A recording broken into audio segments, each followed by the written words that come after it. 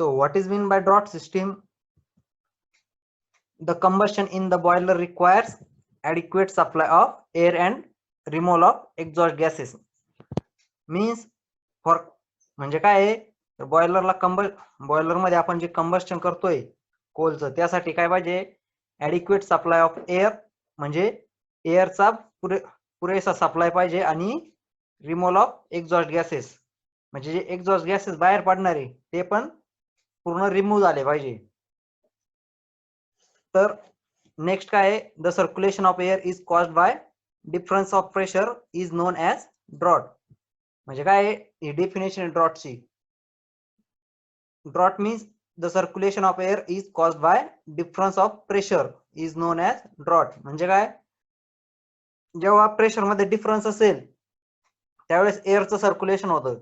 जर दोन्ही पॉइंटचं प्रेशर जे आहे, म्हणजे एंटरिंग पॉइंट आणि लिव्हिंग पॉइंटचं जर प्रेशर सेम असेल तर सर्क्युलेशन ऑफ एअर होत नाही. त्यामुळे काय पाहिजे आपल्याला, ड्रॉट सिस्टीम मध्ये डिफरन्स इन प्रेशर, म्हणजे प्रेशर मध्ये डिफरन्स पाहिजे, तेव्हा आपलं एअर सर्क्युलेशन होईल.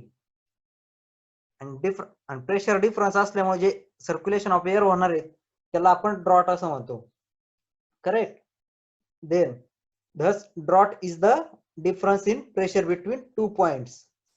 हे एकदम शॉर्ट मध्ये आपण ड्रॉटची डेफिनेशन सांगू शकतो अशी. Draught means the force needed to draw. म्हणजे जे आपली सिस्टीमला एअर वगैरे ड्रॉ करायचे, आपल्याला एअर आणि एक्झॉस्ट गॅसेस बाहेर ड्रॉ करायचे, त्यासाठी लागणारा फोर्स म्हणजे ड्रॉट. ड्रॉट ट्यूबचे किंवा ड्रॉट सिस्टीमचे there are divided into two types. First one is natural draught and second one is mechanical drought or artificial drought. Natural drought is produced by chimney and artificial drought is produced by fans or steam jet.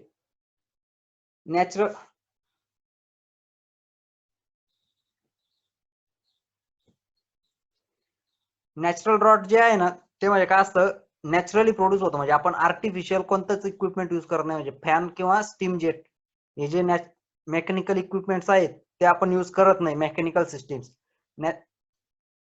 Correct. आणि mechanical drought और artificial drought मध्ये काय असतं, तर आपण drought produce करण्यासाठी म्हणजे large power station मध्ये मॅक्सिमम ड्रॉट पाहिजे असतो आपल्याला, तर चिमनी थ्रू आपल्याला तो ड्रॉट व्यवस्थित भेटत नाही. म्हणजे जेवढा फोर्स प्रेशर डिफरन्स पाहिजे आउटसाइड एरियाचा आणि जो आपली चिमनीचा बॉटम जो आहे किंवा फर्नेस मध्ये जो प्रेशर आहे त्यामधला जो डिफरन्स आहे तो मिनिमम असतो. त्यामुळे आपल्याला जो ड्रॉट पाहिजे तो व्यवस्थित मिळत नाही, त्यासाठी आपण फोर्स आर्टिफिशियल ड्रॉट यूज करत असतो.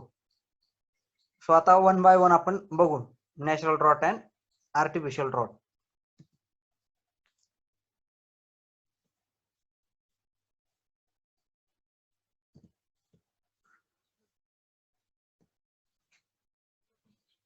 Classification of drought. Drought is divided into two types. First one is natural and second one is artificial. Artificial is again divided into two types.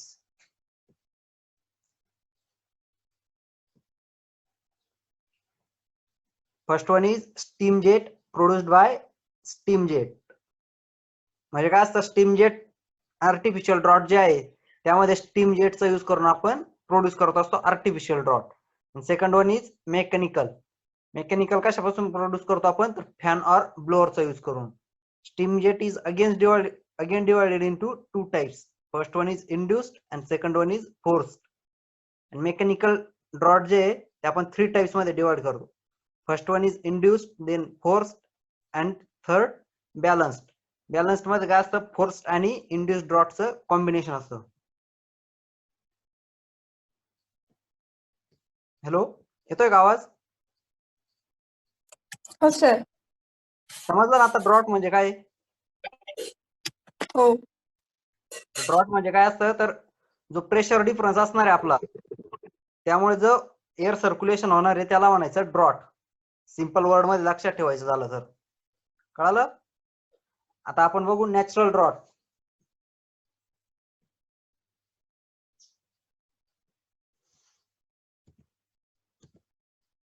Natural draught is produced with the help of chimney or stack.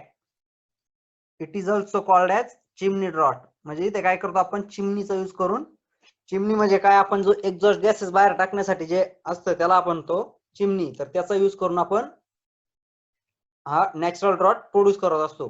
त्यामुळे त्याला काय म्हणतो आपण chimney drought असे पण म्हणतो. Correct. Next point, difference in static pressure by chimney is produced due to the difference in weight of column of hot gases inside the chimney and weight of equal column of cold air outside the chimney. Means सांगू कळालं एक तुम्हाला याचं meaning काय असेल की मराठीत सांगावं लागेल? तर नॅचरल ड्रॉट प्रोड्यूस कसा होतो, तर difference in static pressure by chimney, म्हणजे चिमनी मध्ये जो स्टॅटिक प्रेशर असणार आहे त्यामुळे नॅचरल ड्रॉट प्रोड्यूस होतो. तो डिफरन्स म्हणजे आता जो स्टॅटिक प्रेशर असणार आहे, डिफरन्स इन स्टॅटिक प्रेशर जो असेल तो कसा असणार आहे, कशामुळे, तर चिमनी मध्ये जे आहे हॉट गॅसेस असतात त्यामुळे, म्हणजे त्या हॉट गॅसेसचं एक प्रेशर असतं आणि आउटसाइड म्हणजे त्या हॉट गॅसेसचा एक वेट ऑफ कॉलम असतो, म्हणजे वॉटरच्या फॉर्म मध्ये एक वेट ऑफ कॉलम असतं, एमएम मध्ये मेजर करतो आपण. तर त्या हॉट गॅसेसचं एक प्रेशर कमी असतं आणि कोल्ड एअर जे असतं आपलं आउटसाइडचं त्याचं प्रेशर डिफरंट असतं. दोन्ही मधला प्रेशर डिफरन्स आल्यामुळे नॅचरल ड्रॉट प्रोड्यूस होते आणि आपला जो एक्झॉस्ट गॅसेस ते व्हाया चिमनी बाहेर टाकले जातात. Correct. Density of outside cold air is more than the density of hot gases in the chimney. म्हणजे काय, डेन्सिटी म्हणजे काय, weight. Hot gas cold air जे आहे त्याचं वेट जे आहे ते जास्त असतं आणि हॉट गॅसेसचं कमी असतं. आता नॉर्मल तुम्ही समर सीझन मध्ये बघत असाल का, जमीन काय असते, हॉट झालेली असते, त्यामुळे काय होतं, वारं वाढतं ना, वारं जे एअर जे फ्लो होत असतो, विंड फ्लो, तो काय असतो त्यावेळेस मॅक्सिमम असतो. त्या म्हणजे कशामुळे, तर प्रेशर डिफरन्स तयार झालेला असतो, त्यामुळे काय होतं तिथे एअर जे आहे तो मॅक्सिमम अमाऊंट मध्ये सर्क्युलेट होत असतो. करेक्ट. त्यामुळे काय होतं, वावटळ वगैरे जे असतात बघा ते प्रोड्यूस होतात. म्हणजे ते कशामुळे झालंय, तर जो प्रेशर डिफरन्स आहे त्यामुळे. मग इथे तीच कन्सेप्ट यूज केलेली. तर काय केलेलं आहे, जो कोल्ड एअर आहे त्याची डेन्सिटी मोर आहे आणि हॉट गॅसेसची डेन्सिटी कमी आहे. नेक्स्ट काय, amount of draught produce by chimney depends upon the chimney height, temperature of surrounding cold air and hot gases inside the chimney. म्हणजे जो ड्रॉट प्रोड्यूस होणार आहे तो किती प्रमाणात असेल तो डिपेंड्स असणार आहे 3 फॅक्टर्सवर. First one is chimney height, म्हणजे आपण चिमनीची हाईट किती आहे आपली त्यावरून आपला ड्रॉट ठरवत असतो. त्यानंतर temperature of surrounding cold air and hot gases inside the chimney, म्हणजे जो टेम्परेचर डिफरन्स असणार आहे कोल्ड एअर मधला आणि हॉट गॅसेस मधला त्यावर पण जो ड्रॉट प्रोड्यूस होणार आहे तो डिपेंड असतो. Next, natural draught has its limitations. म्हणजे काय, नॅचरल ड्रॉटला आपण एक लिमिटेशन्स आहे ते आपण कुठे यूज करू शकतो, मॉडर्न प्लांट्स मध्ये आपण काय, आपल्याला high rate of steam heat transfer and draught losses are very high. म्हणजे काय, हीट रेट जो आहे, heat rate of heat transfer तो आणि ड्रॉट लॉसेस जे आहे ते मॉडर्न पॉवर प्लांट्स मध्ये काय मॅक्सिमम आहे, त्यामुळे आपण नॅचरल ड्रॉट सिस्टम तिथे यूज करत नाही. तर natural draughts are used only for small boilers. तर आपण कुठे यूज करतो, स्मॉल बॉयलर्स मध्ये नॅचरल ड्रॉट यूज करतो. नेक्स्ट आता आपण डायग्राम, नॅचरल ड्रॉटची डायग्राम बघू. ओके, दिसतंय सगळ्यांना स्क्रीन? आवाज येतोय? हॅलो हॅलो, आवाज येतोय ना? ओके, काय आहे आता,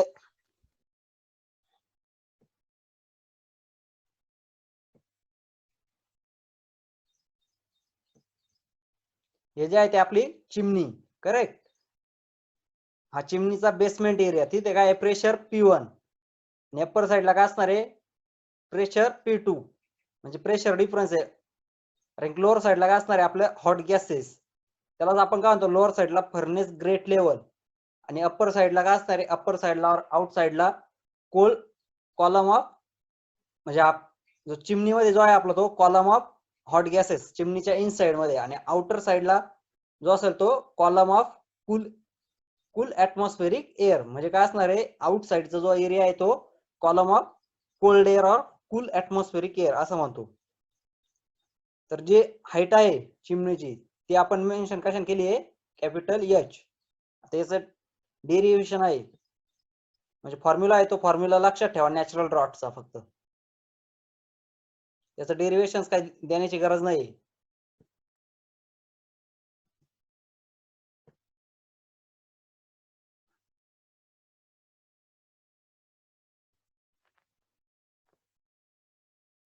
Okay, this is the formula of natural drought. H is equal to 353H into bracket 1 upon T1 minus in bracket M plus 1 upon M into 1 upon T2. तर यामध्ये H T1 म्हणजे काय? Hello hello Yes, sir. येतोय ना आवाज? हो येतोय sir. हो ठीक आहे. तर 353 आता या डेरिव्हेशन मध्ये काय आहे 350 जो आहे तो आपला कॉन्स्टंट आहे. T1 temperature of cold air in kelvin म्हणजे आपण टेम्परेचर कशात घेणार इथे केल्विन मध्ये कसं घ्या टेम्परेचर माहिती आहे ना. जर तुम्हाला डिग्री सेल्सिअस मध्ये टेम्परेचर दिलंय तर त्याला केल्विन मध्ये कन्वर्ट करायचंय कसं करशाल कुठेतरी एक +273. Okay correct. 273 म्हणजे जे टेम्परेचर त्याच्यामध्ये 273 ऍड करायचं. त्या नेक्स्ट काय आपलं T2 काय main temperature of hot gases inside the chimney म्हणजे हॉट गॅसेसचं जे टेम्परेचर असेल चिमनी मध्ये असणारे हॉट गॅसेस ते आहे आपलं T2. Then capital H means height of chimney in metre.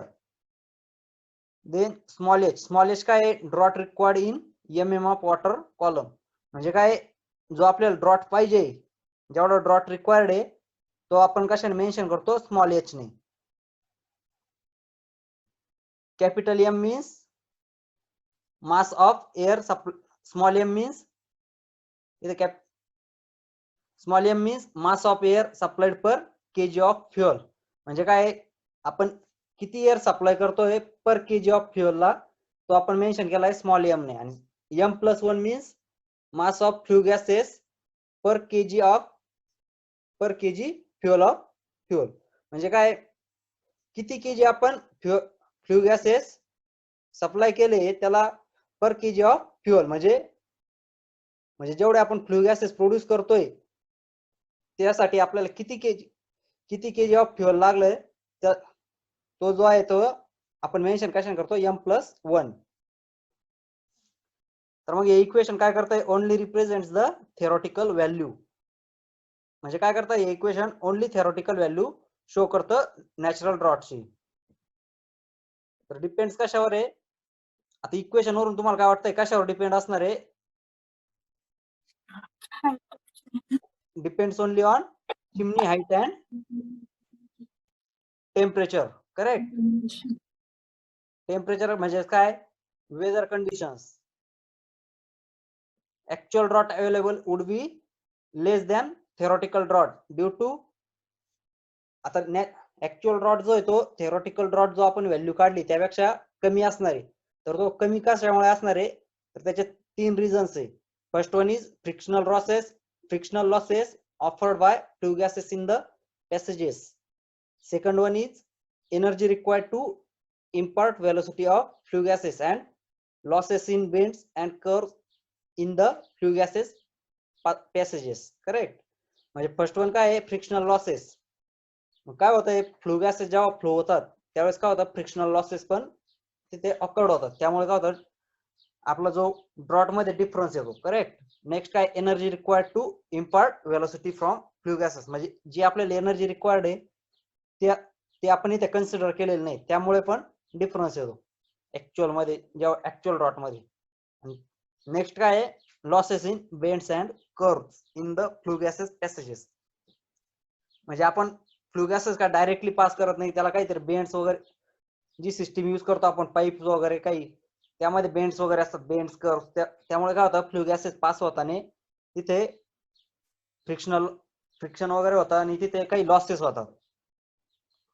Correct, समजलं? हो सर. ओके. 40-50% तरी समजलंय ना, कारण की 100% तर काय समजेलच असं काही नाही. फर्स्ट टाइम ऐकल्यावर काय लगेच सगळं कळेलच काही नाही, पण 40-50% जरी समजलं तरी सफिशियंट होत आहे. मग नोट्स मध्ये एकदा रीड केला की तुम्हाला कळून जाईल.